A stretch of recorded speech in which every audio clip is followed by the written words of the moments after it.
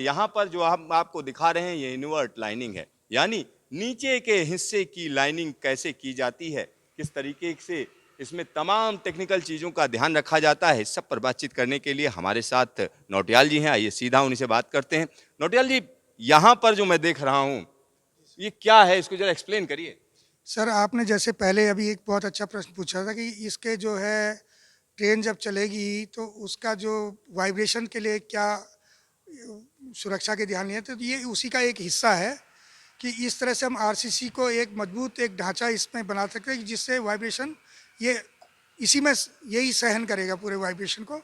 और इसके अलावा जैसे राफ्ट को हम रीइंफोर्समेंट करते हैं, तो जो ये किकर बीम आप देख रहे हैं जिसमें कंक्रीट हुआ है, उसका रीइंफोर्समेंट आप आगे देख सकते हैं। तो इसी के अंदर मैं आपको दिखाता हूँ कि जो ये हमारा मेम्ब्रेन आया है, जो मैंने बोला था कि हमारा परफोरेटेड पाइप होता है, वो इस मेम्ब्रेन के अंदर होता है। उसके ऊपर क्या होता है कि हम पोरस कंक्रीट कर लेते हैं, जिसे नो फाइन कंक्रीट भी बोलते हैं। तो उसके थ्रू सीपेज का पानी उसमें इकट्ठा होता है। और जो अभी पीछे एक हमने जो चैम्बर देखा था, तो उसी चैम्बर में वो पाइप कनेक्ट होकर के सारा सीपेज का पानी उसमें आता है। तो ये जो पाइप आप देख रहे हैं अभी, इसमें इस तरह का पाइप हमारा हर 100 मीटर में एक जो डिज़ाइन चैम्बर है उससे कनेक्ट रहता है, और सारा सीपेज का पानी हमारा उसके थ्रू इसमें आता है। अब इसी किकर बीम के ऊपर जो हमारा जो पीछे गैंट्री आपने देखी होगी, तो वही गैंट्री का जो है हमारा इंटो जो पार्ट है वो उसमें रेस्ट करता है। और ये जो होल आप देख रहे हैं इसमें बने हुए, इस होल में एक पिन हम जिसको लगाते हैं उसको बोलते हैं मशरूम पिन, ताकि वो कंक्रीट करते समय उसके थ्रेड से उसके जो शटर है वो डिस्टर्ब ना हो। मतलब हमारा जो जो लाइनिंग का जो शेप हमें चाहिए वो परफेक्ट लाइनिंग मिले।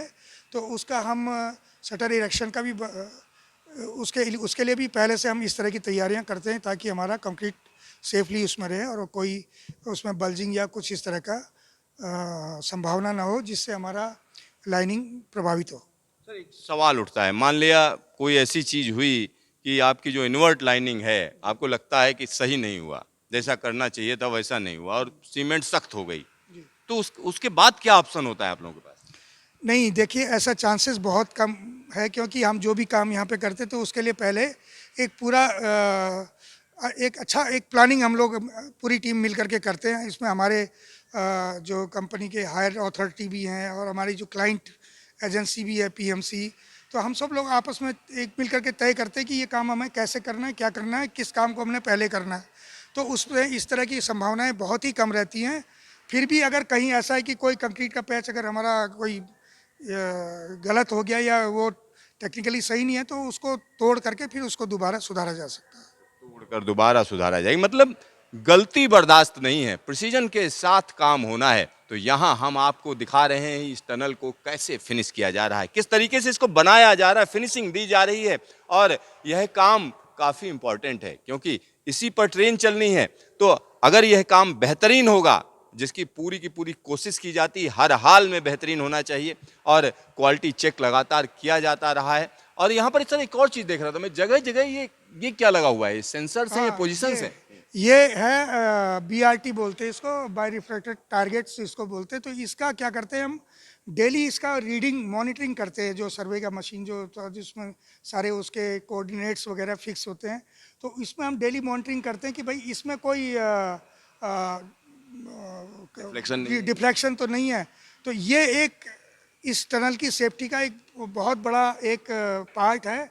इसका डेली मॉनिटरिंग, रूटीन मॉनिटरिंग करते हैं कि अगर माना कहीं यहाँ पर ये ऑब्जर्वेशन में आता है कि भाई कि यहाँ पे थोड़ा सा डिफ्लेक्शन अगर आया है, तो तुरंत ही उसके सुरक्षा के जो है उसमें जो जो कोई कंपोनेंट्स हमने या जो भी उसमें टेक्निक्स अडॉप्ट करनी है, तो वो हम उसको इम्प्लीमेंट करते हैं। सर, ये काम कब तक पूरा हो जाएगा इस टनल का?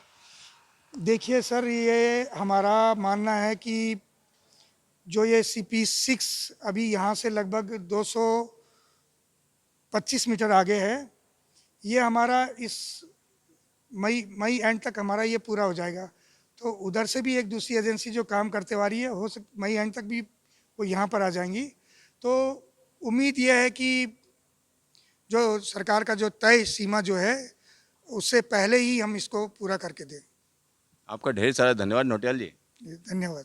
यहाँ पर समझिए नौटियाल जी का लंबा अनुभव है और कंस्ट्रक्शन खास तौर पर टनलिंग में एक बहुत बड़ा अनुभव है। और तो नौटियाल जी जो बात बताते हैं वो अपने अनुभव और साथ ही साथ टेक्निकल नॉलेज के साथ बताते हैं। तो यहाँ हम आपको जो दिखा रहे हैं यह दृश्य आप बाद में नहीं देख पाएंगे, क्योंकि जब टनल बन जाएगी ट्रेन में बैठेंगे और तेजी से निकलते हुए चले जाएंगे बद्रीनाथ धाम, केदारनाथ धाम के लिए यह रेलवे प्रोजेक्ट काफी महत्वपूर्ण है। और यहाँ हम एक नया दृश्य हर बार आपको दिखाते हैं, क्योंकि जैसे जैसे यह प्रोजेक्ट पूरा होगा वैसे वैसे हम इसको कंप्लीट होते हुए दिखाएंगे और आने वाले दिनों में जब यहाँ से ट्रेन चलेगी तो वो भी हम आपको दिखाएंगे।